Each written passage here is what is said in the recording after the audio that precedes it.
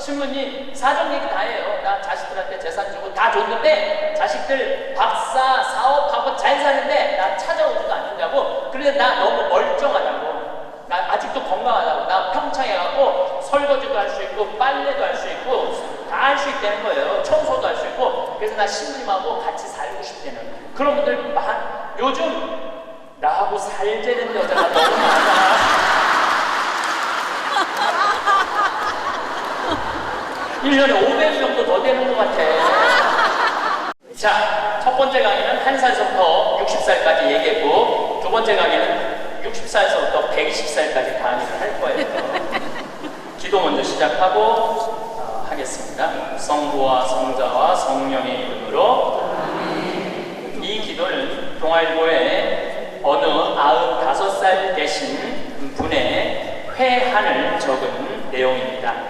어느 95세의 어른의 수기. 나는 젊었을 때 정말 열심히 일했습니다. 그 결과 나는 실력을 인정받았고 존경을 받았습니다. 그 덕에 65세 때 당당한 은퇴를 할 수 있었죠.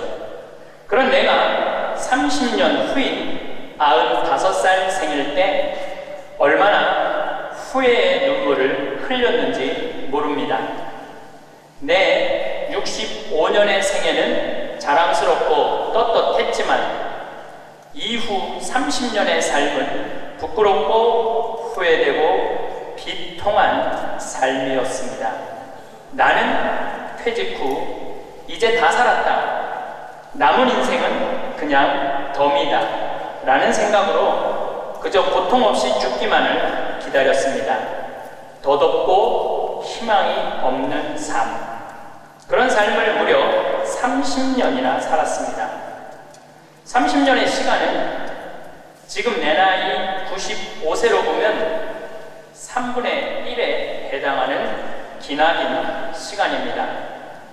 만약 내가 퇴직할 때 앞으로 30년을 더 살 수 있다고 생각했다면 난 정말 그렇게 살지는 않았을 것입니다.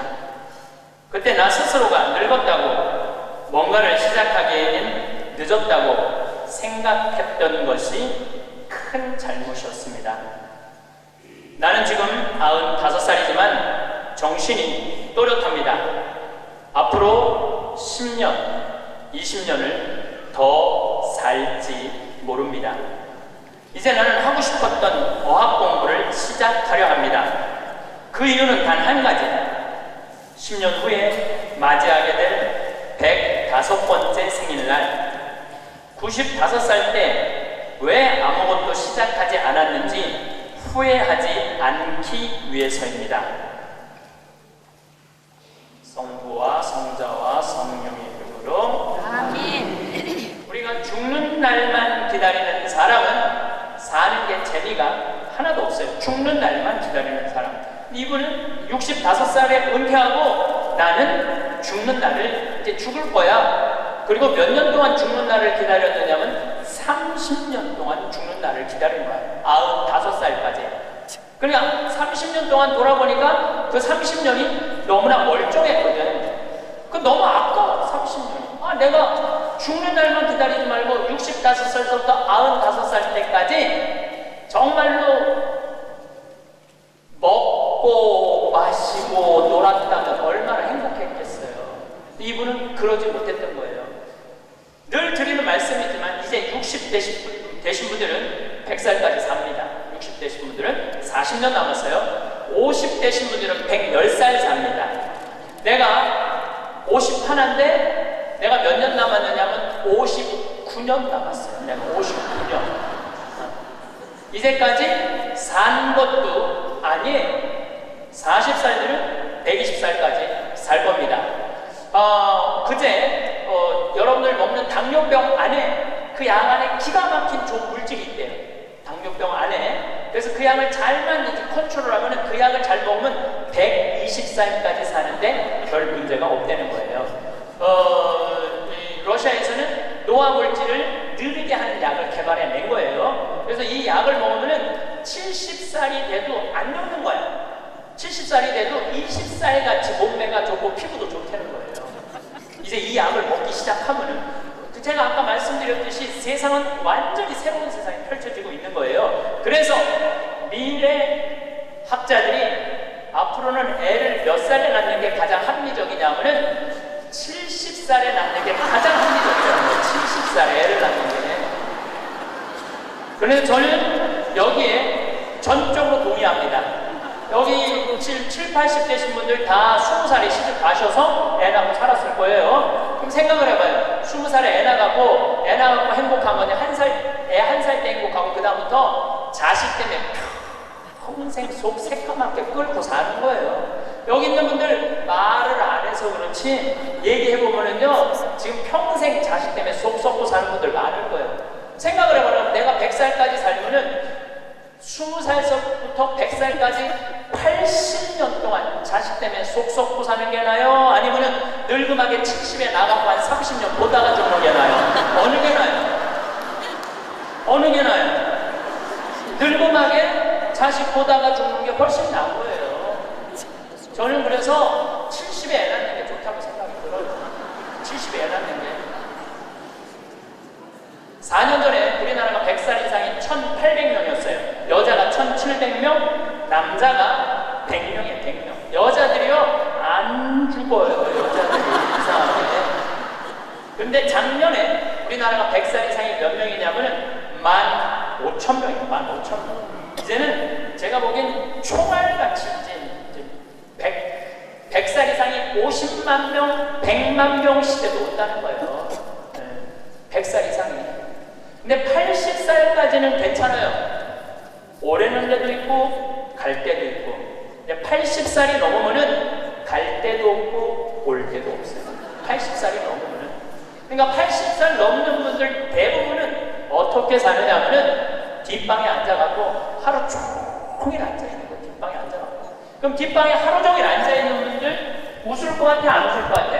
안 웃어요. 웃을 일이 있어요. 혼자 뭐 방에서 뭐하고 그렇게 웃어요? 안 웃어요. 그러니까 하루 종일 한 번도 안 웃는 건 문제도 아니야. 일주일 내내 한 번도 안 웃어. 일주일 내내 한 번도 안 웃는 건 문제도 아니야. 80살에서부터 90살까지 10년 동안 한 번도 안 웃고 사는 할머니들 많아요. 그런 할머니들은 90살 때 보면 얼굴이 어떤 줄 알아요? 이러고 산다니까. 그러면 80살 넘어서서 웃고 살려면 어떻게 해야 되느냐? 해만 뜨면 집을 나가요.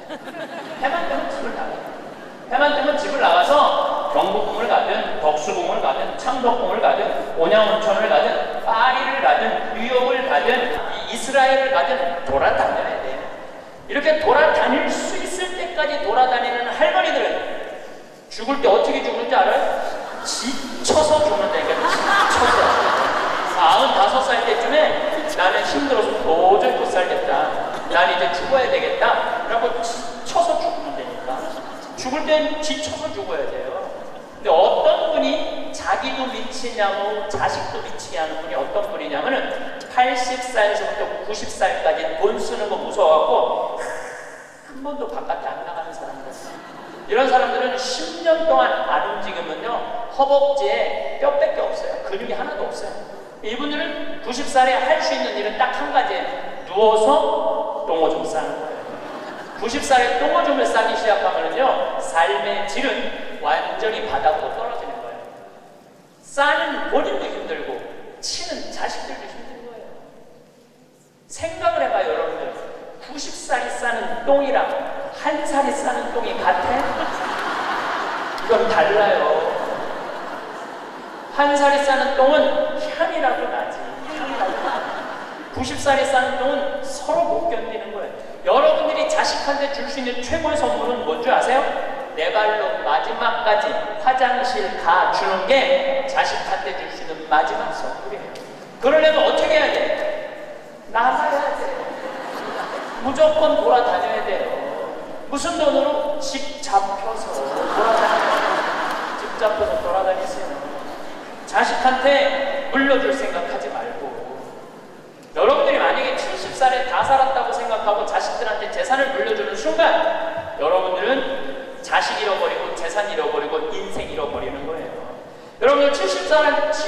자식들한테 재산 줄면은 자식이 계속 찾아오고 용돈 주고 찾아와요, 안 찾아와요?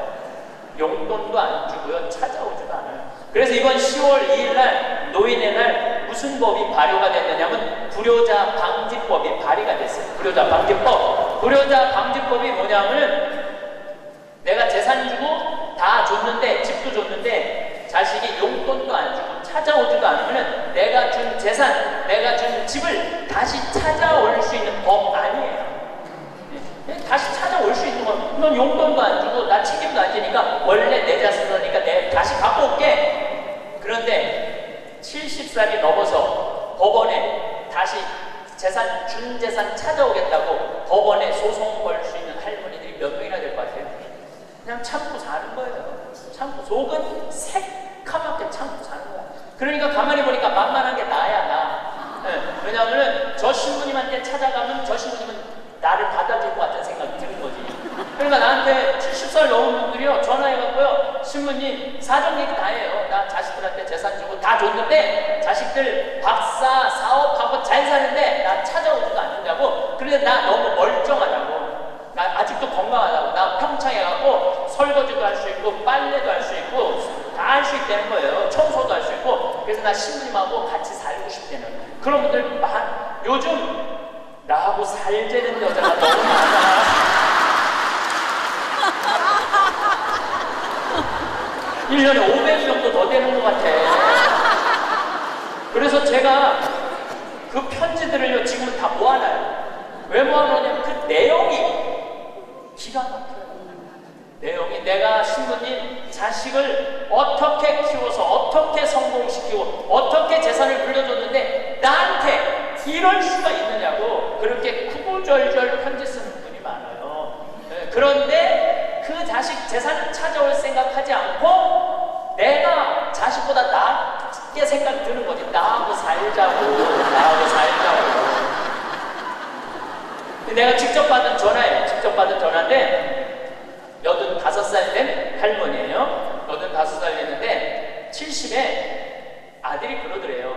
어머니, 나 이제 어머니 어차피 모셔야 되고 어머니도 이제 나와 같이 살아야 되지 않느냐. 그러니까 나 5천만 원 있고 어머니 3억 있는데 그 돈 나한테 주면 내가 아파트 분양 받아서 어머니 모시고 살겠다고. 자기는 5천만 원 투자하고 엄마는 3억 투자하고 자기가 모시고 살겠다고. 자기가 들어가서 사는 건데 말은 자기가 모시고 산다고.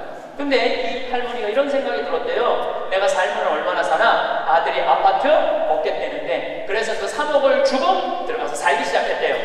여러분들, 나이를 먹어서 자식이 내 집에 들어와서 사는 거랑 내가 자식 집에 들어가서 사는 거는 하늘과 땅 차이예요. 하늘과 땅 차이예요. 만약에 자식이 들어와서 사는데 마음에 안 들잖아요? 나가라 그러면 돼. 근데 만약에 내가 자식하고 같이 살겠다고 합쳤는데 자식이 너무 마음에 안 들어, 며느리가 너무 마음에 안 들어. 그리고 대개 80된 분들은 며느리가 몇 살쯤 되냐면 60살쯤 돼요. 이 60살쯤 되는 며느리는 눈에 뵈는 게 없는 사람들이에요. 그럼 누가 나가야 돼? 80살짜리가 들고 나가야 돼요. 80살짜리가 나가야 돼요. 이게 현실이에요, 현실. 제가 며칠 전에도 들은 얘기예요. 이 6억을 들고 할머니가 아들 집으로 들어갔대요. 아들 집으로 6억을 들고 들어가든 60억을 들고 들어가든 그건 아무 상관이 없어요. 자식 집에 들어가서 사느냐 안 사느냐 그게 중요한 거예요. 그런데 6억을 들고 들어갔는데 냉장고에 있는 사과도 마음대로 못 먹겠다는 거예요. 왜냐하면 이거 혹시 며느리가 손자 주려고 갖다 놓은 거 아닌가. 그래서 전화를 했는데 얘야 나 이거 먹어도 되느냐고. 왜 그러고 사느냐 이거예요. 그냥 혼자 편안하게 6억짜리면 3억짜리 아파트 가고 3억은 은행에다 넣어놓고 한 달에 100만 원만 써도 30년을 먹고 살 수 있는데 왜 그렇게 사느냐 이거예요. 그리고 이제 여러분들의 인생의 주인공은 누구냐면 여러분들이에요. 자식이 여러분들 효도할 수 없어요. 이제는 효도는 할 수 없는 세상입니다. 제가 아주 단언을 합니다. 여러분들 효도는 할 수도 없고 받아 먹을 수도 없는 세상이에요. 생각을 해봐요. 여러분들 110살까지 산다고 생각을 해봐. 110살 먹은 엄마가 90살 먹은 아들한테 전화해가지고 얘야 너 왜 나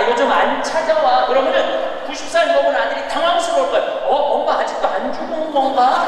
죽었는지 안 죽었는지 헷갈리는데 가끔씩 엄마가 전화를 받고 너 왜 나 안 찾아오냐면 아들이 90살 먹은 아들이 당황스러울 것 같아 안 당황스러울 것 같아? 살았는지 죽었는지도 몰라요. 90살 된 아들은.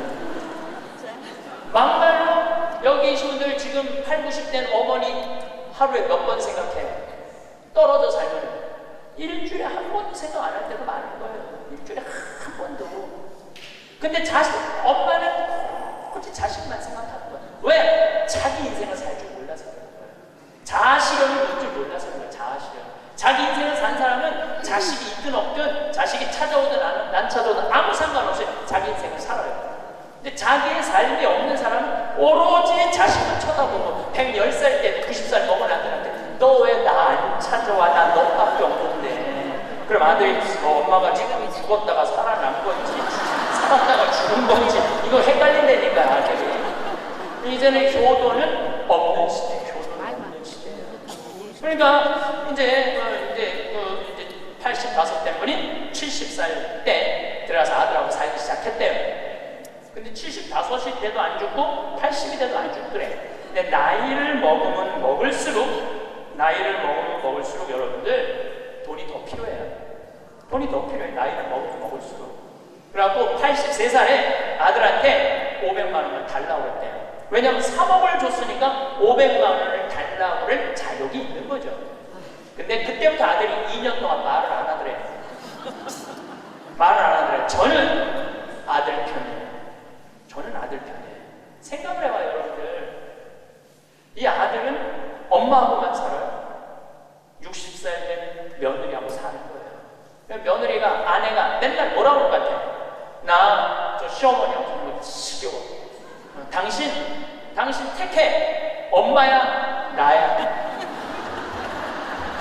맨날 그래도 모시고 살아야지 어떻게 해?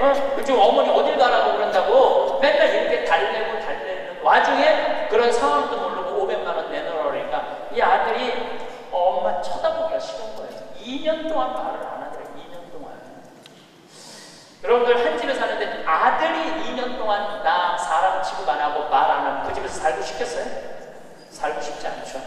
그러니까 나이를 먹으면 또 어떤 문제가 있냐면 안 보이죠? 안 들리죠? 기억력 까무락까무락 거리죠? 여기 아프죠? 저기 아프죠? 그러면 그 입에서 나 행복하다, 나 기쁘다 이런 말 나올 것 같아요. 아이고 지겨워, 아이고 사는 거 힘들어 죽겠어, 차라리 죽는 게 나, 맨날 이 말 할 것 같아요.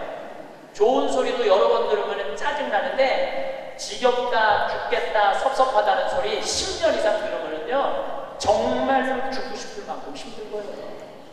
그러니까 2년 동안 말 안 하는 거야. 이 할머니도 그 집에서 사는 게 너무 자존심이 상하는 거야. 그러니까 나한테 전화해갖고 신부님 생태마을 방 하나 달래는 거야. 와서 살겠다는 거야. 나 아직도 건강하다 이거예요. 85살이 그것도 알몸으로 와서 나하고 산다는 거야. 아니 내가 24년이 나하고 와서 산다고 그래도 살까 말까 고민을 지금 해야 될 판인데 85이 아들한테 3억 다 주고 나한테 와서 알몸으로 살겠다고. 할머니 우리 생태마을은 피정집입니다. 할머니 들을 방이 없습니다. 아니 내가 뭐 방 많은 거 아는데 왜 방에 그 많은 방이 어디 비느냐 이거예요. 내놓으라는 거예요. 할머니 죄송하다고 우리는 피정집이라 내년 지금 10월달까지 지금 실질적으로 거의 예약이 끝났어요. 할머니 들을 방이 없어. 죄송해요. 그러니까 아니 방송 보면 우리 노인들 마음을 가장 잘 아는 분이 신부님인데 막상 통화해보니까 보는 거하고 다르다 이거예요. 방송 보는 거하고.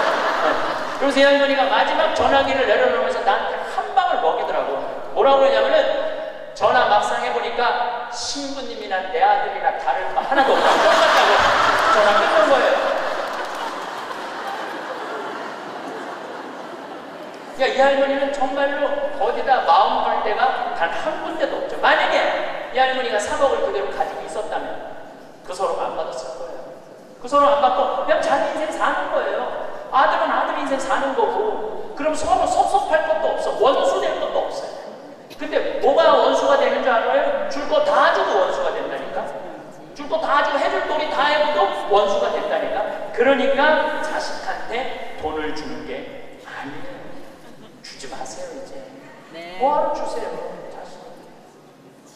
울산에서 한 할아버지가 전화를 했어요. 경찰서에. 네.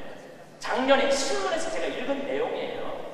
나 경찰한테 이렇게 얘기한 거, 두유 2개로 10일을 버텼다. 두유 2개로. 나 지금 죽을 것 같다. 나를 좀 살려줘라. 그래서 경찰이 가서 문을 따보니까 할아버지가 뼈밖에 안 남은 거야. 10일 동안 두유 2개로 먹었으니 뭐가 물 10일 먹은 거하고 똑같잖아요.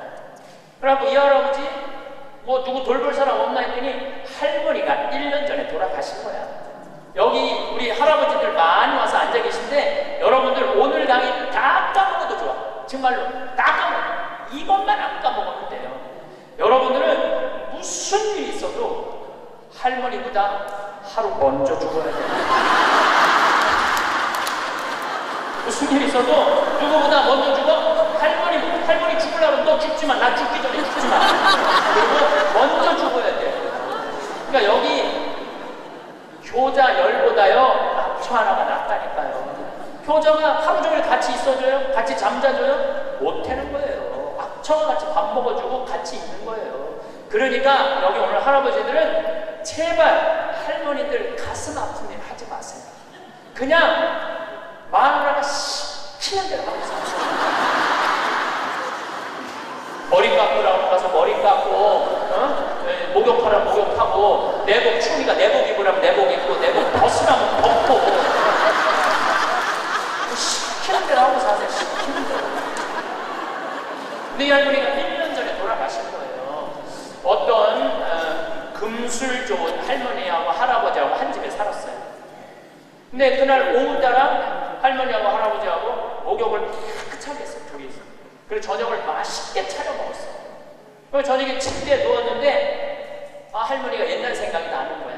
할아버지를 툭툭 치면서 여보 영감 이렇게 깨끗이 씻고 맛있게 먹고 이렇게 침대에 누우니까 우리 신혼 생각난다.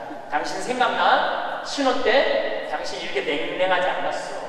당신 신혼 때 잘 때 내 손 꼭 잡아주던 거 생각나? 나? 딱 그런 거예요. 할아버지 가만히 생각해보니까 손을 잡아줘야 될 것 같은 거야. 그래서 할머니 손을 쓱 잡았어요. 그랬더니 할머니가 여보 영감 당신이 내 손 잡아주니까 너무 행복하다. 근데 당신 생각나? 당신 신혼 때 이렇게 내 손 잡는 걸로 끝내지 않았어. 당신 잘 때마다 꼭 내 볼에 뽀뽀해줬던 거 생각나? 안 나? 딱 그런 거예요. 생각해보니까 뽀뽀도 해줘야 될 것 같은 거야. 그래서 할아버지가 할머니 손을 쫙 잡은 상태에서 고개를 돌려서 뽀뽀를 쭉 해줬어요. 근데 할머니가 너무 행복. 여보 영감 당신이 내 볼에 뽀뽀해주니까 나 새댁 뺀 기분이야. 너무 행복하다. 여보 영감 너무 고마워. 근데 여보 영감 당신 생각나? 당신 신혼 때 내 볼에 뽀뽀하는 걸로 끝내지 않았어. 당신 그 이로 내기 잘근잘근 애무해주는 거 생각나? 안 나? 딱 그런 거예요. 그랬더니 그때서 할아버지가 얼굴이 울그락불그락 하면서 확 이불을 내던지고 나가버린 거예요. 그래갖고 할머니가 여보 영감 어디가? 돈 잡고 나가는 할아버지한테 그랬더니 할아버지가 딱 문지방에 서서 할머니를 딱 째려보고 이렇게 말을 했어요. 기다려. 이빨과 볼 테니까.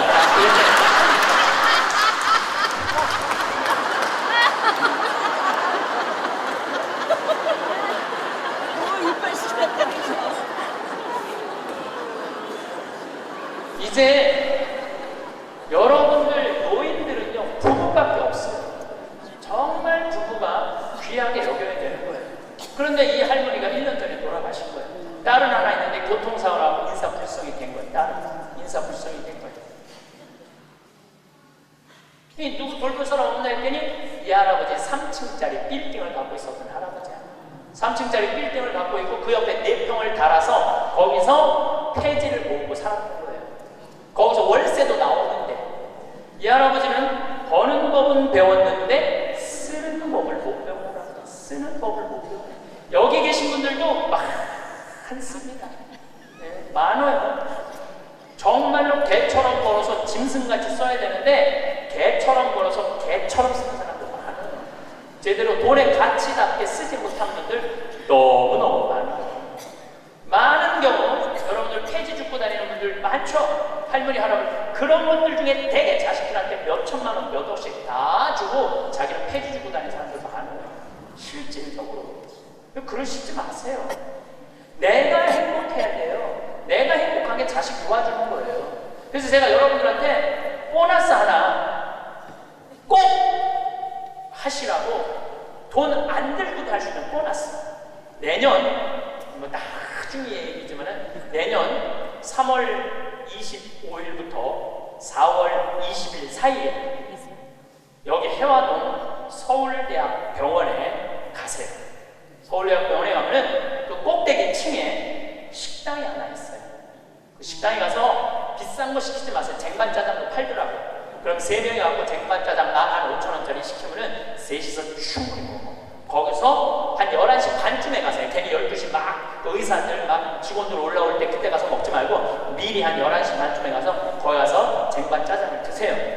왜 거기서 쟁반짜장을 먹으라고 말씀드리느냐 하면은 거기서 보이는 경치가 경복궁, 창덕궁, 창경궁, 비원, 청와대까지 다 보이는데 막 사순이 돋아날 때 그 경치가요 너무 멋있어요.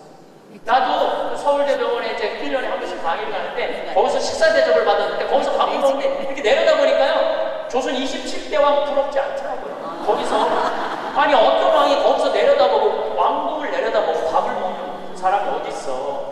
꼭 기억하셨다가 내년에는 돈 드는 게 아니야. 그냥 전철 타고 가서 그냥 들고 올라가서 몸빼바지 입지 말고 그날은 좀 럭셔리하게 입고 그날은 좀 럭셔리하게 입고 내려다 보세요. 얼마나 아름다운가. 조선의 왕궁이 얼마나 멋있는가. 돈 안 들고도 볼 수 있다. 그런 데가 없어 세상에. 그런 데 가세요. 그리고 우리나라는 그렇게 멋있는 데가 너무 많아요. 돈 많이 안 들고도 하루에 그저 5,000원, 10,000원만 들고 여기 춘천 막 벚꽃 필 때 전철 타고 춘천만 갔다 와도 얼마나 멋있어요. 나중에 하지 말고 제발 무슨 돈으로? 집 잡혀서 나중에 하지 말고 제발 이렇게 좀 다녀오세요. 저는 이번에 남이섬을 2번을 갔다 왔어요. 남이섬을 2번을 갔다 왔는데 정말 멋있더라고요. 여러분들 내년 봄에 남이섬은 도시락 싸갖고 가도 되더라고요. 도시락 이렇게 싸서 뭐 김밥 이렇게 싸갖고 마음 맞는 친구들이랑 갔다가 보세요. 매일 그렇게 다니세요. 그렇게 다녀봤자 하루에 뭐 5,000원, 10,000원밖에 안 돼. 신부님! 그렇게 다 썼는데 그때도 안 죽으면 어떻게 해? 걱정하지 마세요. 돈 다 썼는데도 그때도 안 죽으면 국가에서 용돈 20만 2,600원 나온다. 걱정하지 마세요. 그거 받아 쓰면 되죠. 뭘 걱정을 해요. 빚만 안 지는데. 근데 빚지는 것도 가만히 보면 나이 먹어서 빚지는 것도 본인이 빚지는 게 아니에요.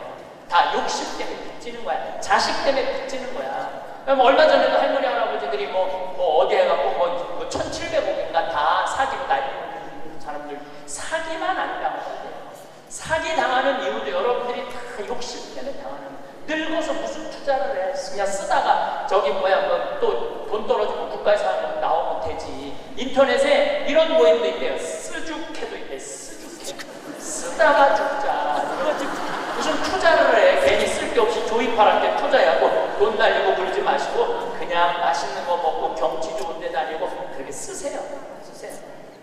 제가 10년 전에 53,000원 나올 때 여러분들은 이렇게 얘기했어요. 앞으로 20만원 받는 시대가 올 겁니다. 이제 20만원 나왔죠? 제가 또 말씀드릴게요. 앞으로 10년 후에 여러분들 60만원에서 70만원 나와요.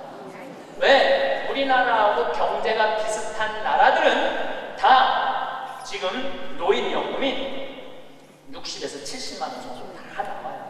우리나라하고 경제가 비슷한 나라들은. 우리나라만 안 하고 있는 거예요. 우리나라만 노인들한테도 안 하고 경찰한테도 안 하고 뭐 청소하는 사람들 아주 돈 안 주는 거지. 이거 다 올라와야 돼. 그리고 지금 기업에 있는 돈들 다 세금으로 뺏어갖고 그 돈 힘든 사람들한테 다 나눠줘야지 선진국으로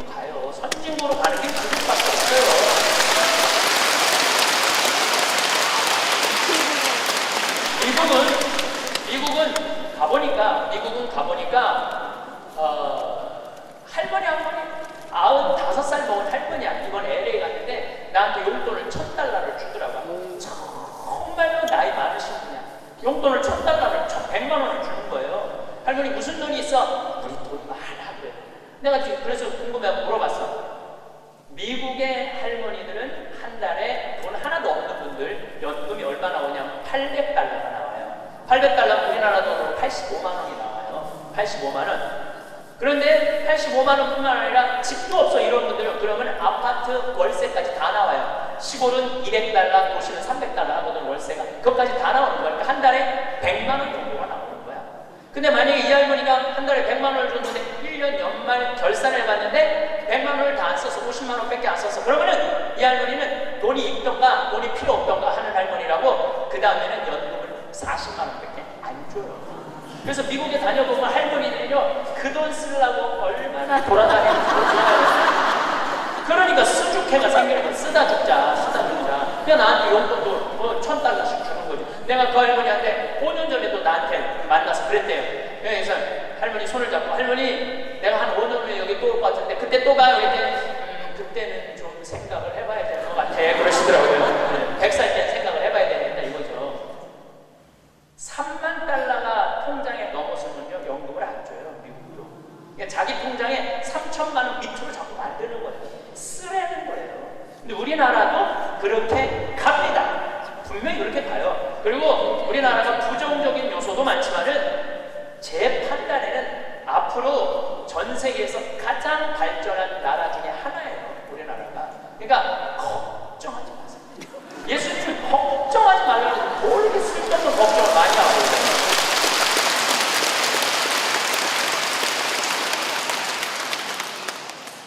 자식한테 재산 물려주지 마시고 여러분들 쓰고 싶은 거 다 쓰세요. 여행 다니고 싶은 거 여행 다니고 먹고 싶은 것은 먹고 없으면은 안 쓰면 되지. 없으면 안 쓰면 돼요. 근데 있는데도 못 쓰는 사람들한테 하는 얘기예요.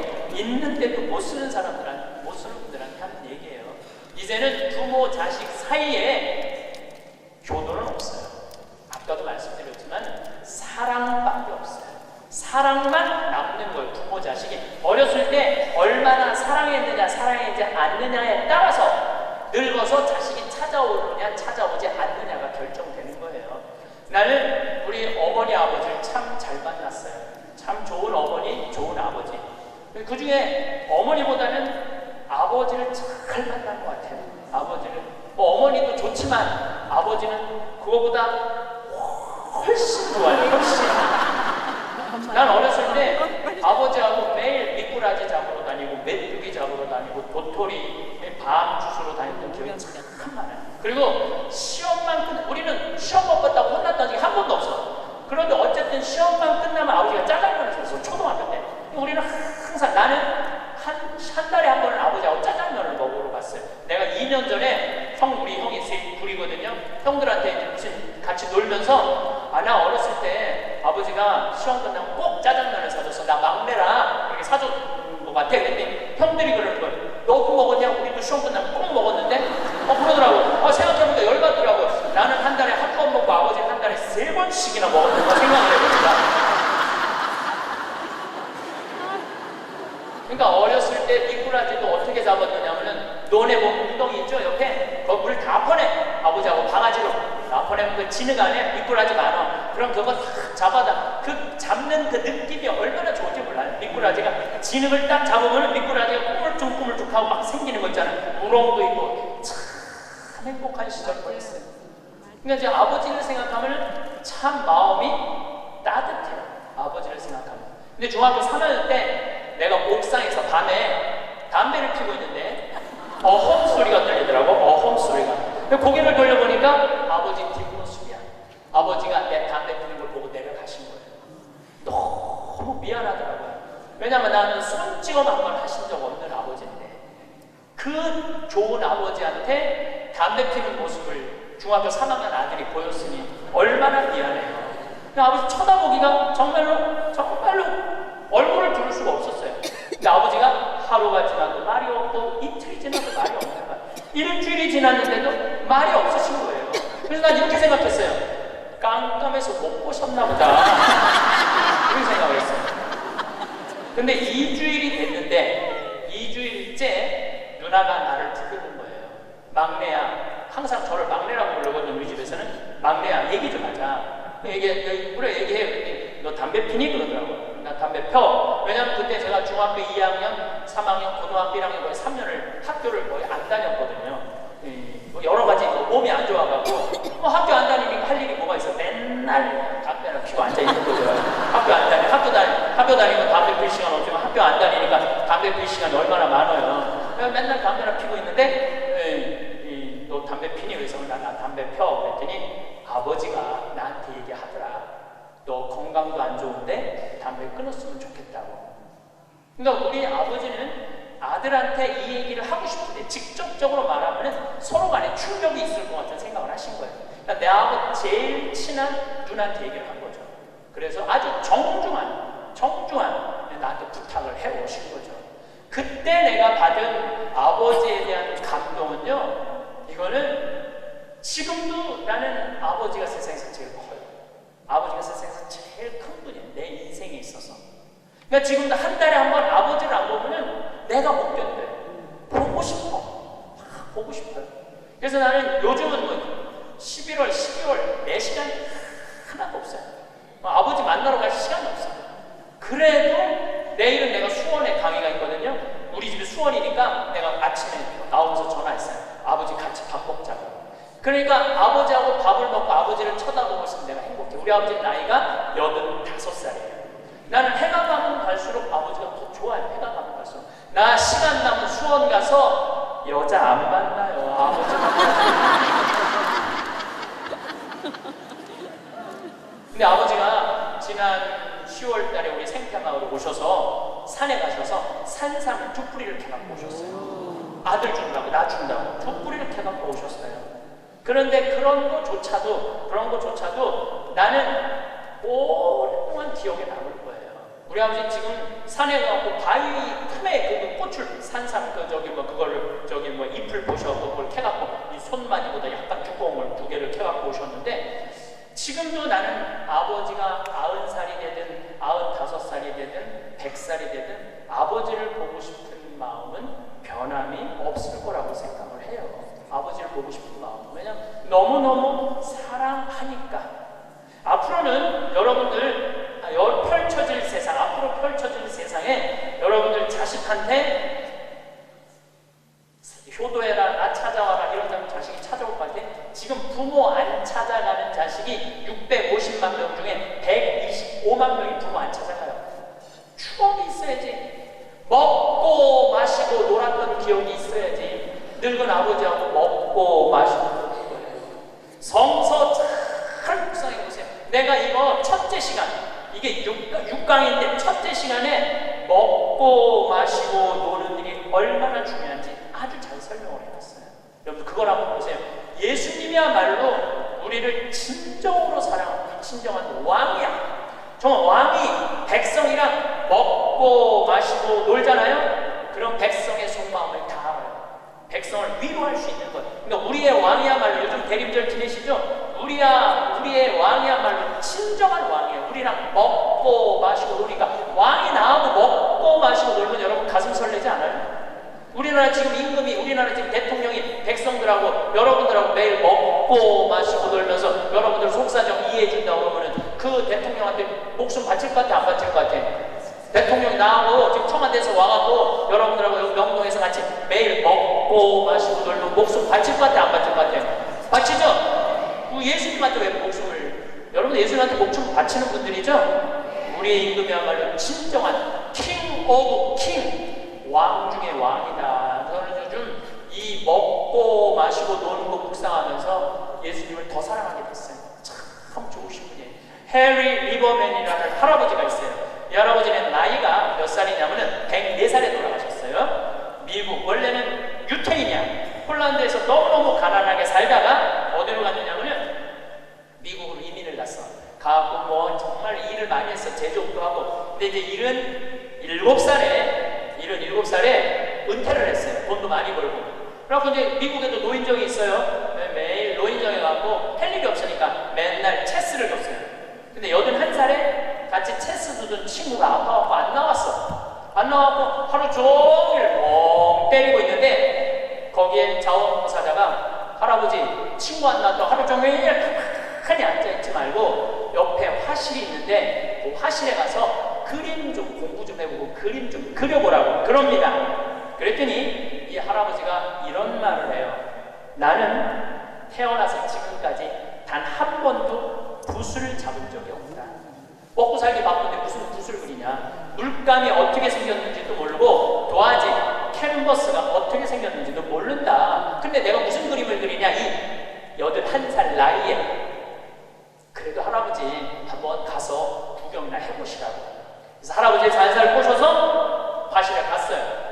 근데 이 할아버지가 화실에 가서 붓을 보고 물감을 보고 캔버스를 보는 순간 어떤 생각이 들었느냐면은 어렸을 때 폴란드의 그 아름다운 경치를 그리고 싶었던 거예요. 그래서 붓을 들어 그림을 그리기 시작했어요. 근데 이 할아버지가 색깔을 조합하고 그림을 그리는데 프랑스의 샤갈이라는 화가보다도 그림을 더 잘 그리는 거예요. 그래서 이 할아버지 별명이 미국의 샤갈이에요. 그래서 이 할아버지가 뭐 배울 것도 없어. 기본적인 몇 가지만 하고부터 전시회를 했는데 101살까지 전시회를 해요. 근데 101살까지 전시회를 했는데 나이 먹으면 보통 전시회하면 동네에서 그런 식으로 하잖아요. 근데 이 할아버지는 그런 전시회가 아니야. 그런 전시회가 아니라 어떤 전시회냐면 미국의 모든 미술관이 와서 이 할아버지 그림을 소장하고 싶어서 경매를 할 정도로 유명한 전시회를 해요.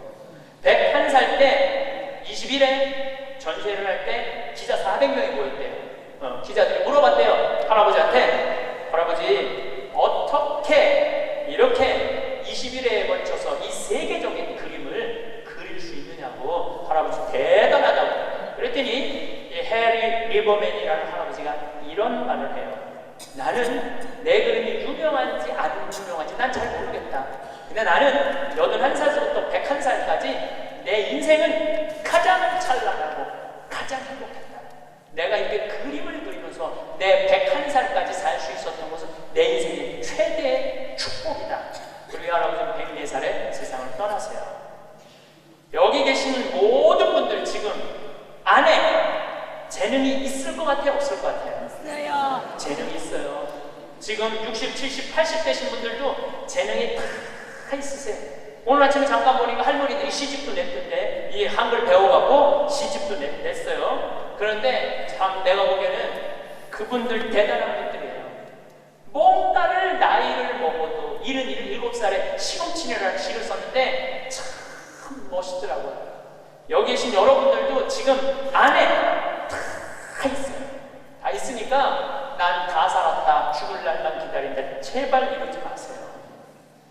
또 나중에 할 생각도 하지 말고 언제 해? 지금 하세요. 지금 책도 사서 읽고 글도 쓰고. 저는 문인 등단하고 이번에 펜팔 회원이 됐어요. 글 쓰는 펜팔 회원이 됐어요. 너무너무 재밌어요. 글 쓴다는 게. 그 펜팔, 국제 펜팔 회원이 된 이유는 그 펜팔 회에는 되게 노벨상 받은 사람을 초대해서 강의를 들어요. 그런 강의를 듣고 싶어서 내가 회원 거기 심사해가고 통과가 돼가고 했는데, 정말 저도 나이를 먹었고 글 공부를 하면서 하루하루가 너무너무 신이 나는 거예요. 여러분들도 사는 것처럼 사세요. 제발 자식들한테 전화하고 그러지 말고, 그것도 110살에 전화해갖고 너 왜 나 안 찾아오냐 이러지 마시고 여러분들의 인생을 사시기를 바라겠습니다.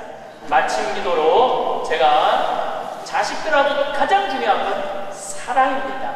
사랑에 관련된 성서 구절로 마침 기도를 바치겠습니다. 성부와 성자와 성령의 이름으로 아멘. 내가 인간의 여러 언어와 천사의 언어로 말한다 하여도 나에게 사랑이 없으면 나는 요란한 징이나 소란한 꽹과리에 지나지 않습니다.